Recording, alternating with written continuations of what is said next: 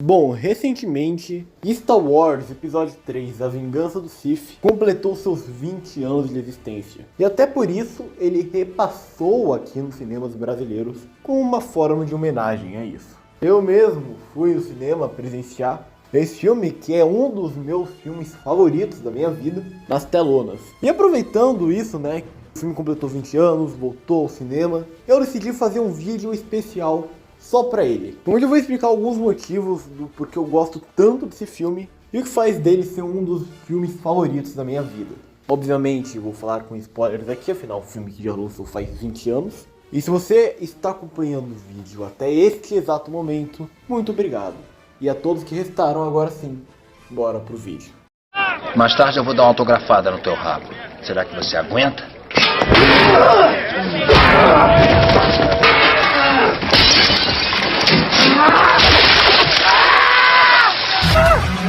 Acho que vocês não devem. Eu não estou preso aqui com vocês. Vocês estão presos comigo.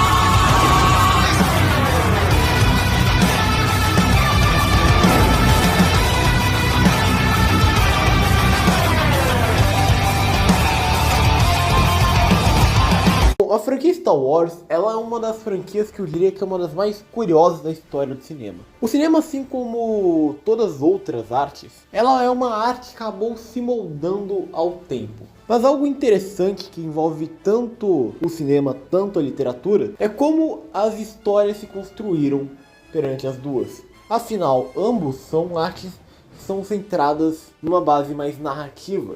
E o processo do ser humano de contar histórias é natural, só que para essas histórias alcançarem grandes públicos, elas começaram a criar padrões. Começou a existir um modelo de história que acabou sendo a mais influente e acabou por popularizar essa arte entre as massas. Esses padrões eles podem ser reconhecidos através da tão falada narrativa do herói, que segue como exemplo para pontuar padrões narrativos que acabaram se tornando padrões na maior parte das histórias ao longo dos anos. E assim como a literatura seguiu esse caminho, o cinema também seguiu. Obviamente o cinema ele não nasceu entre as massas, não começou fazendo 1 bilhão a cada filme. Isso foi algo que acabou se construindo com o tempo. O primeiro grande blockbuster da história foi em 1975, com o Tubarão. Porém, o Tubarão não foi exatamente o filme que mudou a indústria na base narrativa, de como contar uma história em si. Isso aconteceu com o segundo grande blockbuster da história, que lançou 2 anos depois, que foi Star Wars. Star Wars ele fez um sucesso ainda maior que o Tubarão, porque além dele apostar nessa ideia do blockbuster, eu diria que ele foi além. Ele induziu um filme que por si só seria uma grande experiência. É um filme caro de ser feito, que pra época era revolucionário por si só, que foi feito aqui com a base só no efeito prático. Também usando a estratégia que o Spielberg usou lá no Tubarão com o marketing excessivo. E acima de tudo, uma história simples, uma história que não se arrisca. Uma história que pega os princípios mais básicos de toda a narrativa e os segue à risca para contá-la. Esses foram os 3 modelos que George Lucas, lá em 1977, utilizou para fazer Star Wars. Enfim, eu tô aqui falando do episódio 3, então por que eu voltei tanto assim no tempo para falar deste filme aqui em específico? Porque é muito interessante você perceber tendências diante das bases literárias. Star Wars foi uma obra que acabou se moldando através do rascunho mais simples da literatura, porém, o que foi que acabou a popularizando entre as massas, assim como foi com o cinema, especificamente aqui com Star Wars. Então, a base de Star Wars é uma história simples. É uma história que se apega aos conceitos mais clássicos da literatura. E se você observar a trilogia clássica, ela, mesmo assim, não sai muito do que foi estabelecido aqui. Acho que tirando o episódio 5, a trilogia clássica de Star Wars, ela não segue uma tentativa de fazer algo que vai acima do texto clássico da narrativa do herói. Ela sempre seguiu tendências bem certinhas do que deveria e não deveria ser feito. E por isso que quando a gente chega nas prequels, Star Wars ela tem uma espécie de virada. Porque o episódio 1 de Star Wars é um filme que tenta se aprofundar mais dentro desse universo, tenta se aprofundar mais dentro das políticas que os regem, se aprofundar mais diante dos personagens. Se você for entender a trilogia como um todo, ela é exatamente a jornada de queda do herói. Então, a gente está aqui subvertendo os conceitos mais básicos que compõem a jornada do herói. E nisso chegamos ao episódio 3 de Star Wars. O filme em si, embora ele venha dessa reviravolta, né, dessa ideia de inverter a jornada do herói a ponto de se aprofundar mais diante de seu universo e diante de seus personagens, não apenas estabelecendo tons brancos e pretos, mas colocando uma pitada de cinza, a trilogia prequel, ela pega muitos elementos de uma literatura mais atrelada ao romantismo, que são histórias que tendem a serem mais simples e exageradas, ainda devotando ao Star Wars a narrativa mais clássica. E qual exatamente seria o motivo para isso? E a resposta, bom, tá aqui no próprio filme. O grande foco dele em si é na jornada de Anakin Skywalker, um cavaleiro Jedi, que é provavelmente aquele que tem mais potencial diante dos Padawans de sua geração, a se tornar o escolhido, que iria equilibrar a força e destruir os Sith. E a subversão da jornada do herói entra quando esse personagem, esse protagonista, que tem diante de si todas as características do herói clássico, não é à toa que os filmes em si, eles colocam muitos paralelos diante do Anakin e do Luke, como dos dois nascerem em Tatooine, serem pilotos, perderem os braços. A jornada dos dois é bem similar nesse sentido, porque o Luke é a imagem do herói clássico. E o Anakin, ele vem com a imagem de tentar te colocar diante daquela situação. Porém, diferente da jornada clássica do herói, onde o protagonista supera os seus limites, supera seus defeitos e no final acaba a jornada como um ser humano melhor e um herói, aqui as coisas elas se invertem. O Anakin se vê cada vez mais curioso diante do lado sombrio. O mentor dele é uma figura bastante enigmática, controversa. O filme quer que você suspeite dele. Ele começa te colocando várias pulgas atrás da orelha, atrás dele durante toda a trilogia. Ele começou como um político ali influente que estava por trás da rainha, decidiu se tornar um senador, aí ele recebeu poderes políticos ilimitados e usou eles para dar autorização de um enigmático exército que foi criado com base no Conselho Jedi, só que não, o Conselho Jedi nunca provou isso exatamente. Além disso, ele expirou o mandato dele e continua ali no Conselho. É um negócio estranho. A trilogia quer que você suspeite dele. E cada vez mais eles vão colocando essa pulguinha atrás da orelha. Quando o Conde Dooku fala que existe um senador ali que é um Lord Sith, Palpatine ele começa a demonstrar certos conhecimentos sobre o lado sombrio, que era impossível para uma pessoa da laia dele saber, e começa a se demonstrar um pouco conveniente o quanto que ele sabe sobre o Anakin, sobre coisas do Anakin, que teoricamente são impossíveis dele saber. E essa figura, eu vejo muita gente criticando, né, falando que era óbvio, mas é pra ser óbvio, né, Palpatine ele ser esse Lord Sith. O filme, ele não quer que você veja o Palpatine e fale: meu Deus do céu, eu não esperava que ele era um Lord Sith, isso não faz sentido nenhum. Não, o filme ele quer exatamente que você desconfie desse cara desde o momento que você vê ele pela primeira vez. Porém, o Anakin, ele se vê cada vez mais atraído diante disso. Ele realmente segue os conselhos do chanceler. Chega um ponto do filme onde o Anakin ele está cego diante da admiração dele pelo Palpatine, enquanto o seu real mentor, que é o Obi-Wan, o Anakin ele só vê ele diante de críticas. Então é um pouco óbvio que os caras estão tentando fazer aqui. É a subversão da jornada do herói.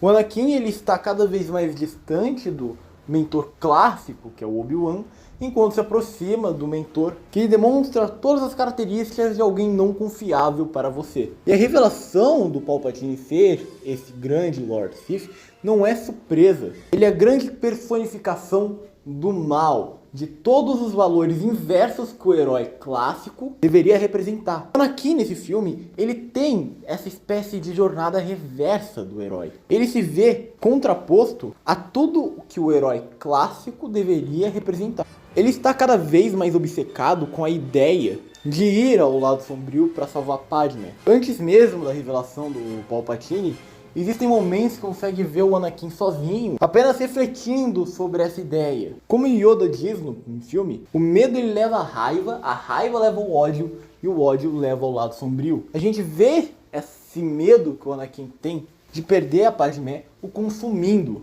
Isso faz com que ele comece a demonstrar raiva por certos setores ali do Conselho Jedi, do Obi-Wan, porque o Conselho subestima ele, o Obi-Wan subestima ele. O Palpatine, que é essa imagem do mentor, em vez de aconselhar o Anakin pro bem, ele sempre aconselha o Anakin a ideias que vão levar ele a uma espécie de egoísmo, sempre superestimando o Anakin e falando que o Anakin deveria fazer tal coisa, que é óbvio que o Conselho acaba rejeitando. Palpatine queria que o Anakin virasse um mestre Jedi, parte do Conselho. O Anakin vai pro Conselho, mas não vira mestre Jedi. Palpatine também fala que o Anakin deveria caçar o General Grievous. Porém, novamente, essa tarefa é entregue ao Obi-Wan. E o Palpatine, ele sempre olha pro Anakin e em vez de chegar nele e falar, para ele não elevar demais as expectativas, para ele aprender a conviver com as coisas do jeito que são e não do jeito que ele queria que fosse, Palpatine dá o conselho inverso ao Anakin. Fala que o conselho subestima ele, o conselho tem inveja dele, que o conselho teme ele. Então, o filme ele estabelece essa desconstrução da jornada do herói não no sentido só prático, mas no sentido moral. O conselho que o Anakin ele recebe é um conselho egoísta, é um conselho que alimenta o seu ego, não um conselho que o leva à verdade e à justiça. Então o filme ele é uma constante desconstrução de toda a ideia base clássica da jornada do herói. E o grande ponto do filme é exatamente o Anakin ajudando o Palpatine a matar o Mace Windu, mas ele tenta justificar diante dos padrões morais que o Palpatine deve ser salvo, porém, mesmo assim, a coisa que o Anakin fala quando corta a mão do Mace Windu é eu preciso dele. Então, mesmo diante daquela situação, o que o Anakin ele vê ali não é uma situação de moral que faz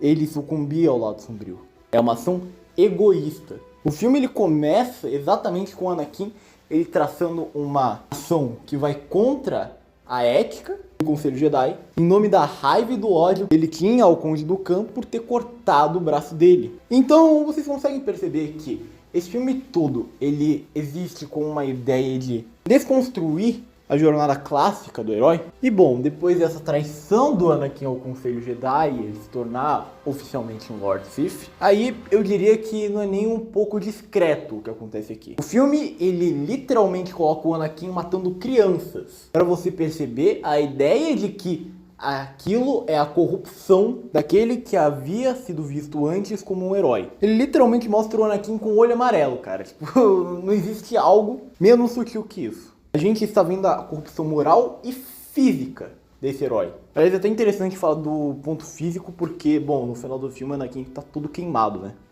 E o ponto de virada da trama, o ponto onde a gente finalmente vê o nosso herói conquistando o seu plano, é literalmente a destruição do Conselho Jedi, né? A clássica Ordem 66. O que você pode até tentar traçar ali um paralelo meio bíblico, né? Da Ordem 66, enfim. Eu acho que esse paralelo pode até ficar um pouco mais óbvio se você começar a pegar pequenas nuances ali, né? Do Anakin ser o escolhido, ter nascido da mãe sem o pai. Só que eu acredito que essa sessão toda, ela vai mais diante de um aspecto de... E a imagem acho que mais clássica de uma figura bondosa, uma figura messiânica, né? Literalmente, é a imagem de Jesus da Bíblia.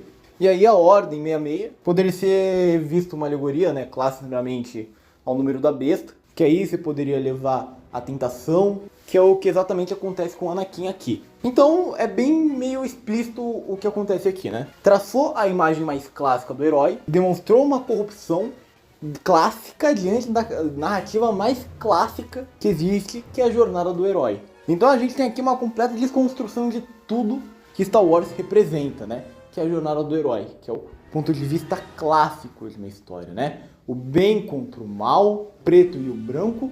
A gente aqui tá vendo literalmente tons de cinza nessa história toda. Então a gente tá deixando de ser mais pragmático e adentrando a uma história um pouco mais complexa diante desse sentido. Só que mesmo assim, eu acho que vocês conseguem perceber que o filme ele não trata essa corrupção de forma bonita. Ele não trata isso como se o Anakin ele apenas estivesse se libertando de alguma coisa, né? Porque existem narrativas que trazem a desconstrução clássica da jornada do herói, né? Não vou lembrar aqui de cabeça, mas é algo comum de se ver na ficção no geral, né? Só que eu acho que o episódio 3 de Star Wars, ele adentra um ponto ainda mais complexo que isso. Porque além da desconstrução da narrativa clássica do herói, ele ainda tem elementos muito associados do romantismo. Caraca, de onde saiu isso? Por que caralho estão isso? Bom, a resposta é porque a gente ainda tem um vestígio de esperança. Como eu disse, o filme ele trata toda essa corrupção, toda essa jornada, não de forma bonita, mas de forma trágica. É como se fosse uma tragédia que a gente está vendo. É como se o filme em si ele fosse uma grande ópera, né? Até a trilha sonora de Star Wars parece muito música clássica nesse sentido. Então, quando a gente chega no ponto ali da Ordem 66, não é tratado como algo bonito, mas sim como uma tragédia. A semiótica, né, por trás da imagem do Anakin não é uma semiótica bonita, não é uma semiótica heróica, mas sim uma semiótica amedrontadora. Ela serve para colocar a ideia de algo maligno diante daquela figura. E as próprias consequências que o Anakin ele sofre, cara, são consequências totalmente drásticas, né?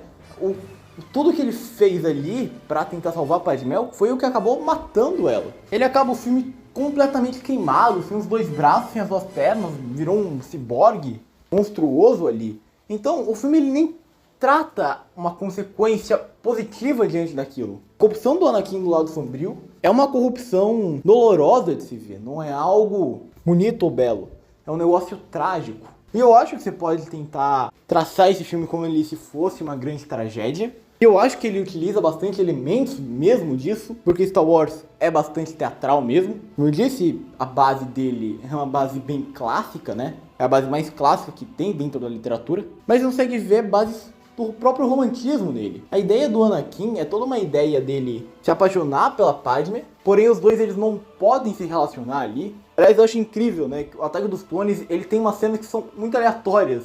Tipo assim, você vê uma cena, eles estão de bem um com o outro, aí corta o Anakin já tá de mal, corta ele já tá de bem. Então, parece realmente algo que foi tirado de uma obra dessa época, né? Mas enfim, aqui a gente não tá nem analisando o Ataque dos Clones, tá analisando o Vingança do Sith. Então, o relacionamento do Anakin com a Padmé é um amor proibido, porém mesmo assim o Anakin ele vê uma espécie de esperança para salvar a Padmé no lado sombrio. Isso é o que acaba por matá-la, mas não exatamente de uma forma literal. Ela morre por amor, porque ela não tem mais vontade de viver, sabendo que seu grande amado foi pro lado sombrio da força. Então vocês conseguem ver que é uma narrativa também muito romântica nesse sentido. Então eu pergunto para vocês, se é uma obra tão traçada adiante na desconstrução da jornada do herói, onde exatamente se encaixa essa visão romântica das coisas? E eu digo pra vocês, embora a Vingança do Sith ele seja exatamente isso, a desconstrução da jornada clássica do herói, ele também apresenta a esperança. A grande batalha do filme, ela resulta no pior para aquele personagem, em todos os sentidos. O Anakin literalmente perdeu tudo naquele momento, porém ao mesmo tempo que a gente tem aquilo, a gente tem uma nova esperança nascendo, a gente tem o nascimento do verdadeiro herói clássico, o nascimento de Luke Skywalker. Então, diante de todo o mal, a gente ainda consegue ver o bem nascendo, mesmo diante do mal, em mais sua pura forma, sendo ressurgido ali. A própria Padmé, ela fala antes de morrer que existia esperança dentro do Anakin. Então, a gente tem mais ali um vestígio da esperança que nasce ali. E o filme se encerra com o bebê Luke sendo carregado no colo, enquanto se vê o nascimento do sol. Ou seja, mesmo diante das trevas, mesmo diante de toda a escuridão, a luz ainda permanece. Então, o que o filme ele traz, não acho que é só uma ideia da desconstrução da jornada do herói. Ele traz esse elemento, ele traz, porque ele quer demonstrar para você o pior que pode chegar, a pior de todas as situações. E ele faz isso demonstrando o oposto que você espera daquele personagem. Porém não de forma bonita, mas sim de forma trágica. Como se ele estivesse perdendo tudo que ele tem por causa daquilo. Mas sem nunca abandonar a esperança. Porque mesmo diante de você presenciar o pior daquilo, o pior que se pode imaginar, você sempre vai ter aquele vestígio de uma luz no céu. Por isso que eu gosto tanto desse filme, cara. Enfim, é uma longa análise. Deve ter dado aí na edição total um pouco mais de 20 minutos de edição. Então, vocês vão ficar aí com um vídeo um pouco mais de 20 minutos aí. Mas eu espero que eu tenha conseguido passar um pouco da minha visão sobre esse filme. E que vocês possam traçar a sua visão sobre ele também, né? Porque esse é um pouco da beleza do cinema. Tipo assim, cada obra pode ser interpretada de uma forma diferente. Essa é a forma que eu interpreto essa obra. Mas a sua, como você interpreta ela? Comenta aqui nos comentários. Mas enfim, obrigado por terem assistido o vídeo até aqui. Obrigado como sempre. Então até, família. Até. Valeu, falou e tchau.